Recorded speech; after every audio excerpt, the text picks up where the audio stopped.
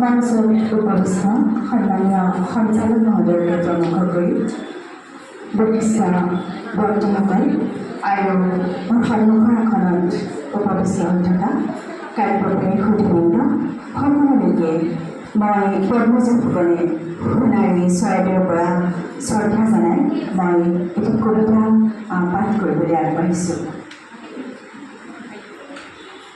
আকাশ ভাল পাওঁ বাবেই ভাল পাওঁ আকাশৰ লীলাবোৰ, জোনাক ভাল পাওঁ বাবেই জোনাকৰ বৰষুণত দিলোঁ, সাগৰ পথাৰ ভাল পাওঁ বাবেই ভাল পাওঁ সেউজীয়াবোৰ, আৰু মোৰ আই দেউতাই ভাল পোৱাৰ বাবেই ভাল পাওঁ ভালপোৱাৰ সেউজীয়া ৰংবোৰ। কবিতাৰ শিৰোনাম আই দেউতাৰ দৰেই হওক আমাৰ ভালপোৱা,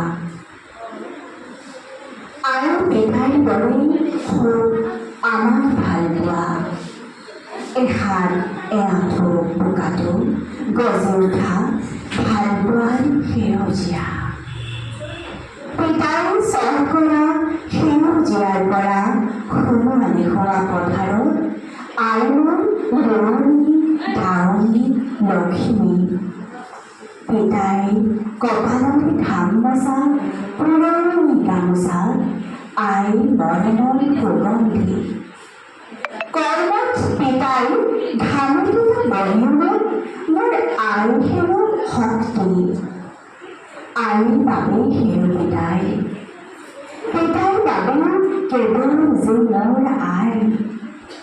আই কয় তেওঁক সজাবলৈ হেনো অলংকাৰ নালাগে, পিতাই পিন্ধাই দিয়া কপালৰ সূৰ্যটোৱে হেনো তেওঁৰ বাবে অলংকাৰ। আই পিতাৰ দৰেই হওক আমাৰ ভালপোৱা, শিৰৰ পৰা শিৰলৈ বৈ থকা, সাগৰ কঠীয়া তলি পথাৰৰ সেউজীয়া তৰা, আঘোণৰ ধাননি পিতাই কলমত নাঙলৰ শিৰৰ দুতলা সুখ,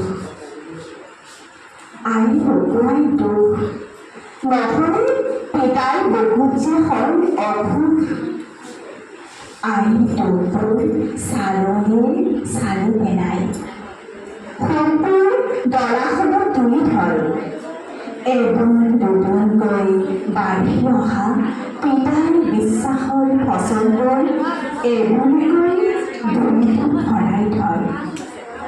এতিয়া পিতাই নাই, পিতাই নথকা পৃথিৱীত মোৰ আৰু হেনো নাই, দেহাটোহে আছে জীয়াই। আৰু পিতাৰ দৰে হওক আমাৰ ভালপোৱা, বুকুৰ উপত্যকা গজি উঠা ভালপোৱাৰ চিৰ সেউজীয়া। ধন্যবাদ।